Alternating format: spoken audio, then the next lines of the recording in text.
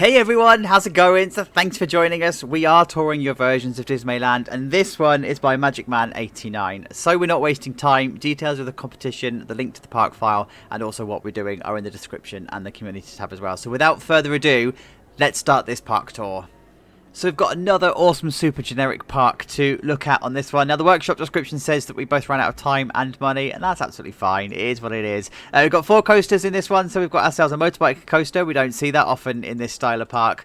We've got a super generic layout Eurofighter at the back here. We've got a sky loop, and we've also got a kids coaster going on here. Now in terms of rules, nothing broken on the outside, so we're all good to go. And on the inside, I don't think anything has changed. I don't know if these banners are in the original one, but if they are, they've been added, but that's fine. The ticket office is as we left it on the original starter park, as is the gift shop at the back here, and the restaurant is also as we left it. Sorry, I was going to go over there. There we go.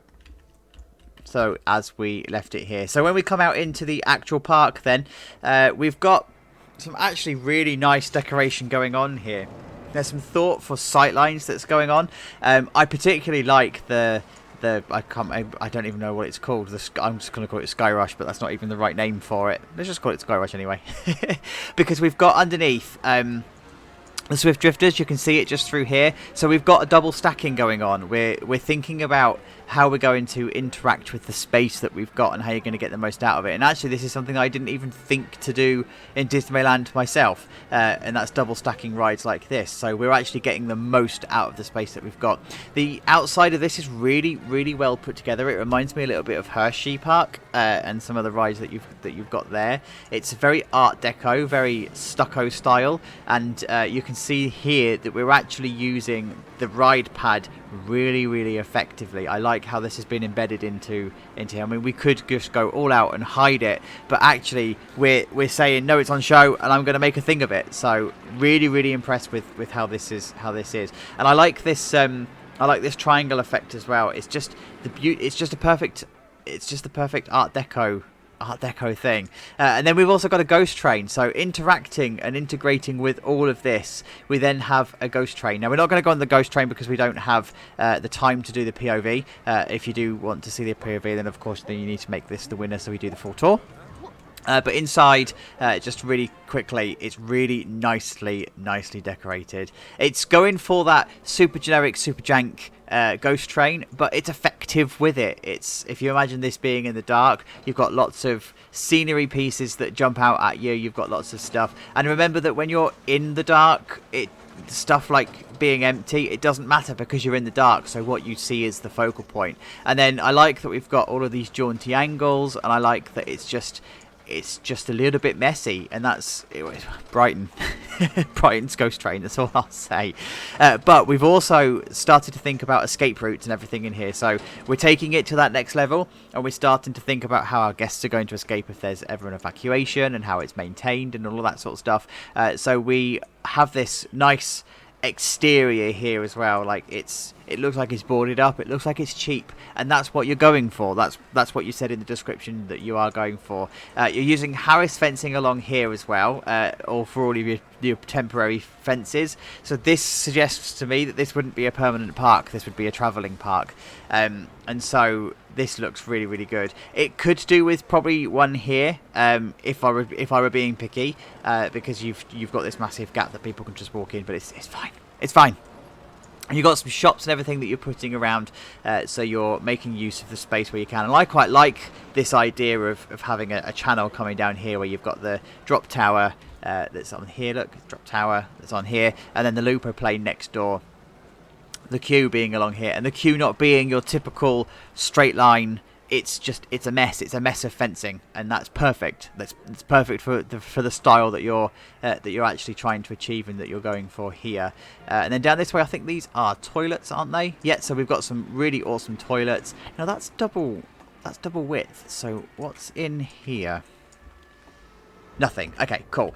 So we've also then over here got the motorbike coaster. This is a really nice layout. I don't know if it's a blueprint or I don't know if it's custom. It doesn't say in the description, but it's a really nice layout. It's a really smooth ride, and it's really rare to see the booster bikes ride type in any park. I mean, the last time I saw it was when I used it in Reigate Lake. So this is a really nice coaster, and the station itself is nice and wrong camera. It's nice and simple. It's just put together with wood. It's just that effect that they would come in and just put some panels up and call it a station. It's just a temporary structure. It just looks really nice as it is. Really simple. It doesn't have to be fully detailed and kitted out. It's sometimes simple is more effective. Keep it simple, stupid. Kiss. So yeah, it's nice. Right, let's go for a ride on this one so you can see what it's like.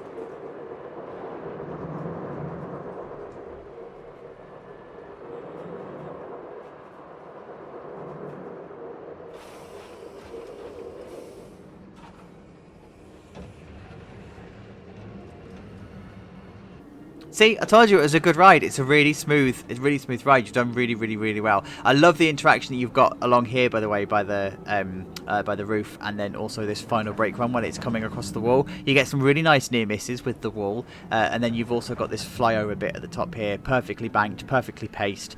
Really nice job.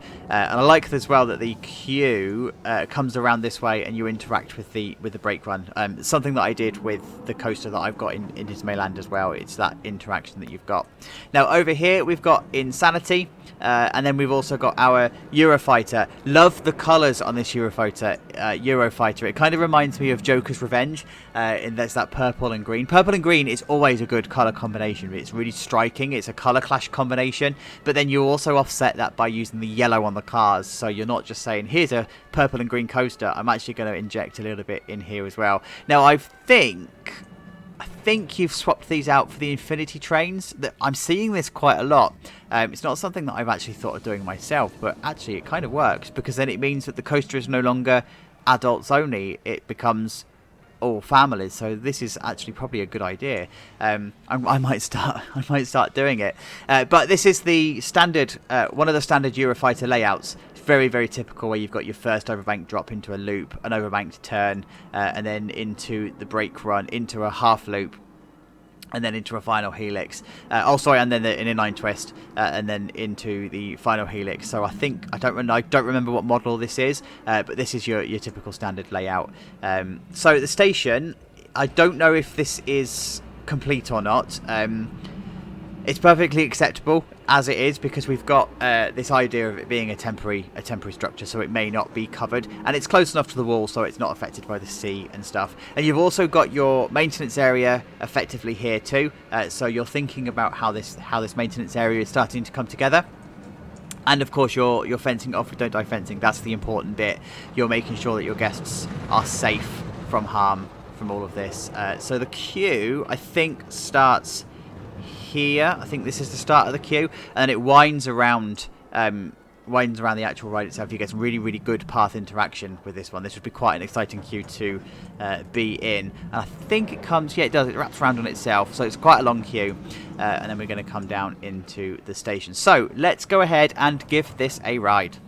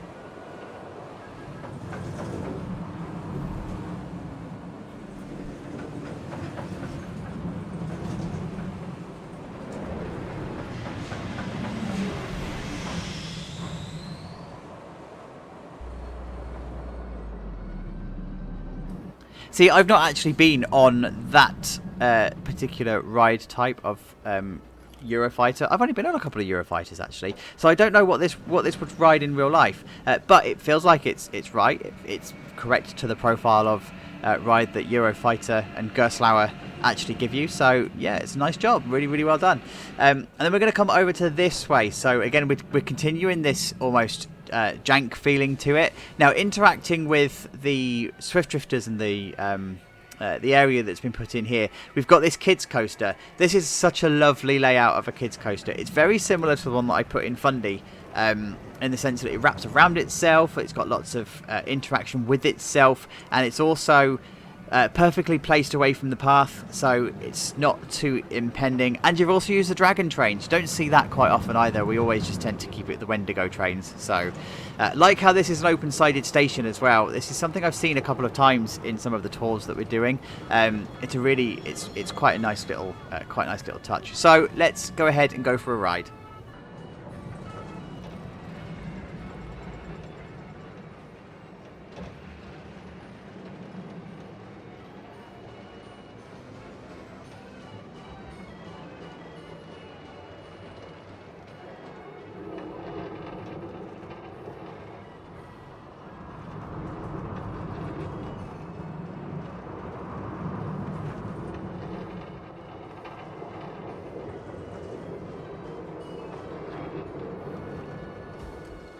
Yeah, that's a really, really nice kids coaster. That fits into this park perfectly. It's like the profile that you're going for would attract the kids.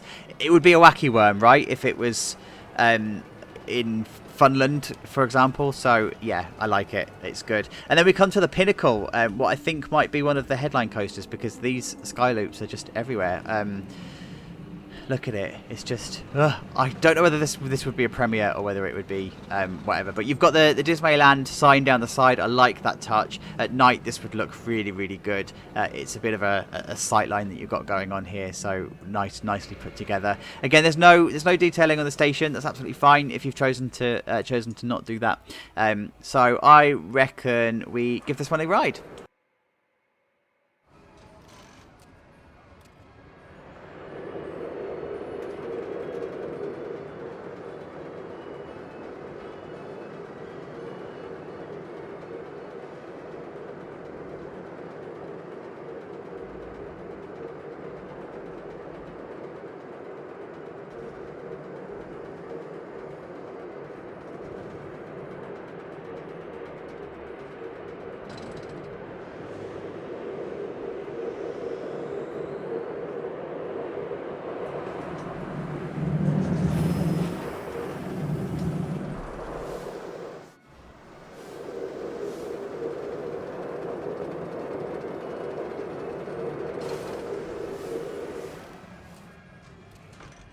Cool, there you go. So it's just your typical sky loop, right? So you see it all the time. You see it everywhere else. So and then I'm just going to come in here for the finale bit. So because I could hear the whirly-rig music and I couldn't find it, and it's actually in here. So what we've got is like this nice little underground hidden gem of an area. So we've got a carousel that's on the right hand side here. We've got the whirly-rig that's on the back here. You've got the Swift Drifters that are over there.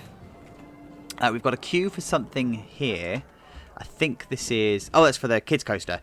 And then we've got... Back this way is the ghost train entrance.